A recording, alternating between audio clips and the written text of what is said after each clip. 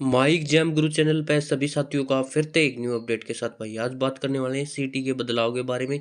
सामान्य वर्ग के कट ऑफ होगी 50%, आरक्षित वर्ग के लिए 40% तय की गई है।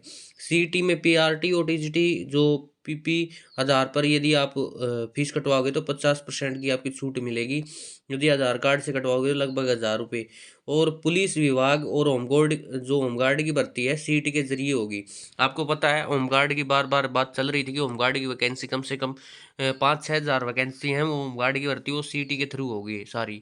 देश के अलावा नेपाल और भूटान के अभ्यर्थी भी कर सकेंगे आवेदन। प्रदेश सरकार ने ग्रुप सी और ग्रुप डी की भर्ती के लिए कॉमन एलिजिबिलिटी टेस्ट का नोटिफिकेशन जारी कर दिया है। आपको पता है इसमें कई बदलाव किए गए हैं। अब ग्रुप सी के शिक्षकों की भर्ती सीटी खत्म कर दिया गया है, क्योंकि उनके लिए पहले एस्टेट होता है। ग्रुप सी की पीआरटी और टीजीटी के पद शामिल है। इसके अलावा अग्निवीर के लिए भी सीईटी लागू नहीं होगा।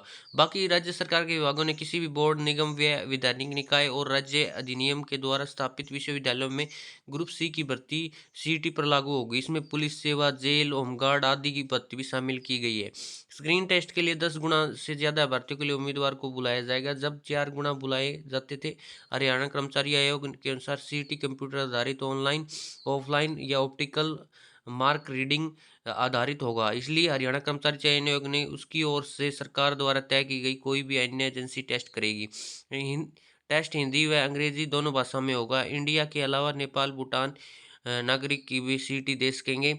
इसके अलावा परिवार पहचान पत्र और आधार कार्ड में 50% फीस की छूट मिलेगी। वहीं ग्रुप डी में ज्वाइनिंग में 90 दिन के बाद कोई सामान्य वेतन और दूसरे पद पर जाना चाहता है तो उसे सीटी दोबारा देना होगा। साथ ही मेरिट में आना होगा।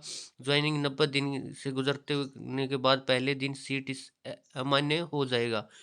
योग्य अभ्यर्थी न मिलेंगे तो आयोग दोबारा निकालेगा भर्ती का विज्ञापन। आपको सभी को पता है यदि पूरे बच्चे वो नहीं होते तो सीटी दोबारा विज्ञापन डालेगा और दोबारा बच्चों को ले सकेगा।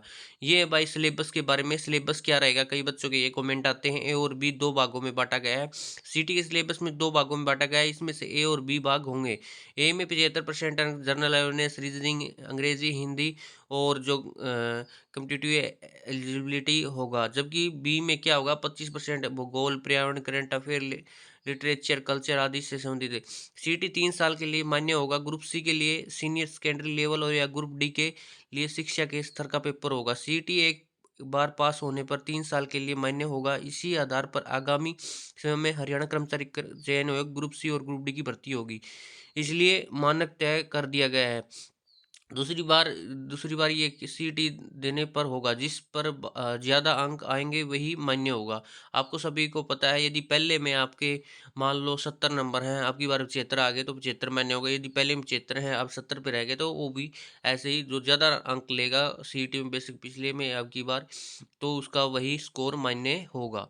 यही अपडेट थी भाई छोटी सी, क्योंकि कई बच्चों के सिलेबस से रिलेटेड वही सिलेबस रहेगा भाई। सिलेबस में कोई ज़्यादा चेंज नहीं किया गया, परंतु इन्होंने जो आपको पता है क्राइटेरिया चेंज कर दिया गया है। 5 नंबर में काट दिए गए हैं, 3 साल तक वैलिड कर दिया गया है।